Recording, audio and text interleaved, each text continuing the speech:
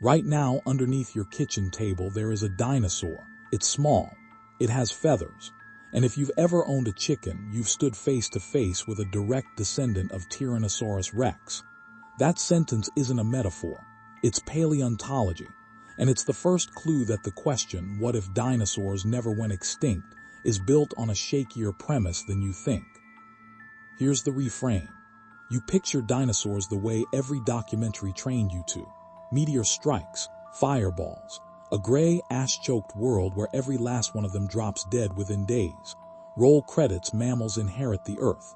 But that story is only half true, and the half that's missing changes everything about how you should be asking this question. Dinosaurs didn't all die. One entire branch of the family tree made it through, and it never stopped evolving. You call them birds.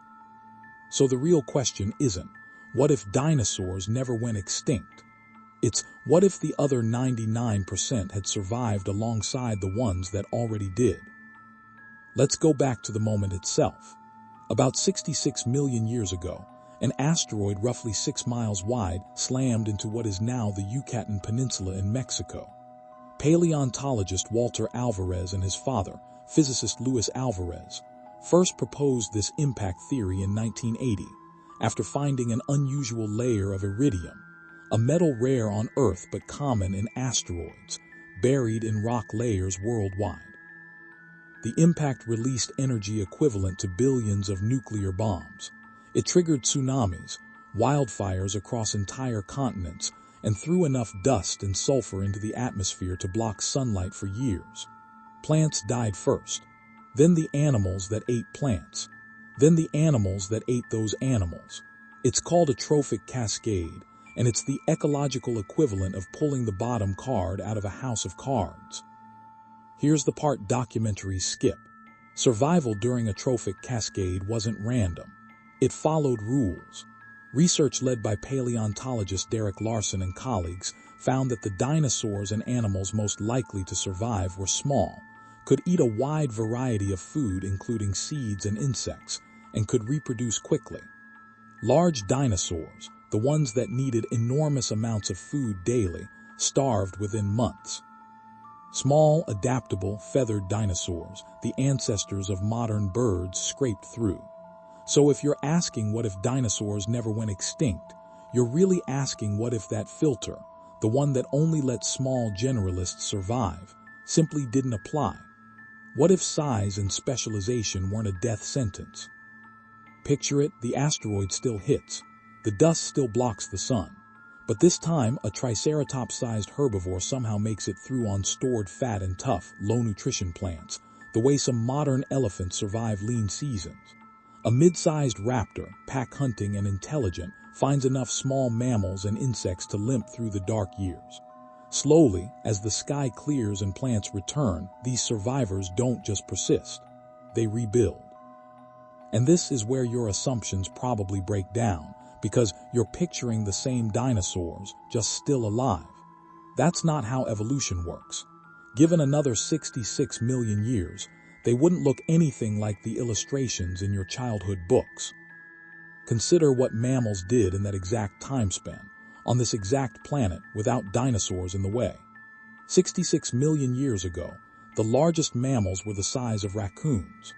Paleontologist Steve Brusatte, who has spent his career studying exactly this transition, has documented how mammals exploded into blue whales, elephants, bats, and humans, once the ecological space dinosaurs used to dominate finally opened up. That's the counterintuitive twist. Dinosaur extinction wasn't just the end of one story. It was the origin event of yours. Every mammal alive today, including you, is a direct beneficiary of that asteroid. Remove the extinction, and you don't just keep the dinosaurs. You risk erasing the exact evolutionary pressure that turned a raccoon-sized mammal into a human. So a surviving dinosaur world wouldn't look like Jurassic Park. It would look like a planet where mammals stayed small, nocturnal, and marginal, the way they'd been for over 150 million years while dinosaurs dominated the daylight. And the dinosaurs themselves would keep changing. Paleontologist Thomas Holtz has pointed out that late Cretaceous dinosaurs were already trending toward larger brains, more complex social behavior, and in many lineages, feathers used for insulation and display rather than flight. Give that trajectory another 66 million years of uninterrupted pressure, and you're not looking at scaly monsters. You're looking at something stranger. Larger-brained, feathered, possibly more socially complex animals, filling every ecological role mammals filled today, from apex predator to grazer to, in some corner of that timeline, maybe something that solves problems the way early primates did. Here's where it gets personal. That question, the one about brains and problem solving, isn't just a fun hypothetical. It's a mirror for how you think about your own existence. You likely assume intelligence was heading somewhere, that if you rewind the tape of evolution and let it play again, something smart eventually shows up. But paleontologist and evolutionary biologist Stephen Jay Gould spent much of his career arguing the opposite.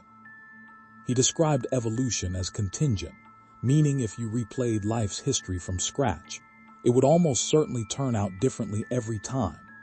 Intelligence isn't a finish line evolution is racing toward. It's one unlikely outcome among millions of possible ones, and it only happened here because a very specific asteroid hit a very specific spot on a very specific afternoon, 66 million years ago.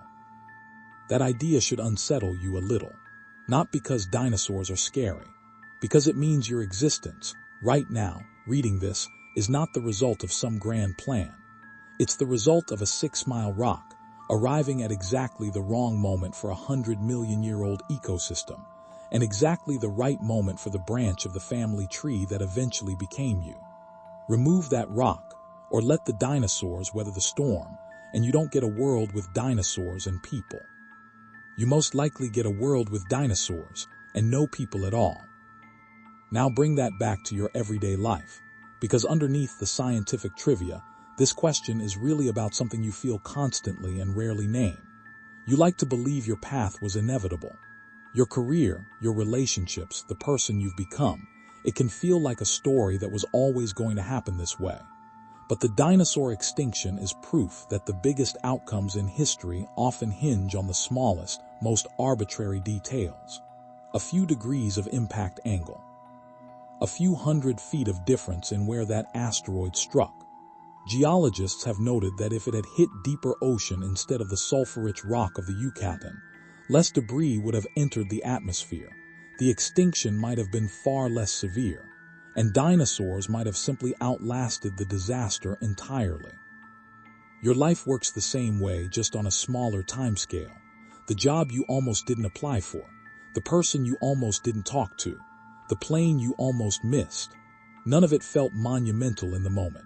But moments like that are exactly what asteroid impacts are.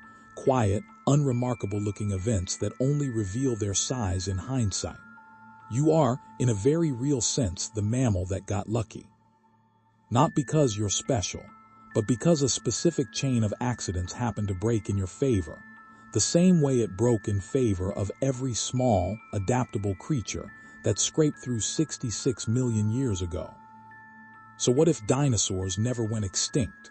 You'd likely be looking at a world of feathered, large-brained animals ruling the daylight, while your own ancestors stayed small, hidden, and nocturnal indefinitely. You might never have existed at all. And the next time you see a bird pecking at crumbs outside a window, you're not looking at a relic of a world that ended. You're looking at the branch that made it through, still evolving, still adapting, proof that extinction was never really the end of the dinosaur story. It just handed the story to someone else. And underneath your kitchen table, waiting for a dropped crumb, there is a dinosaur, and now you know exactly how close it came to being you.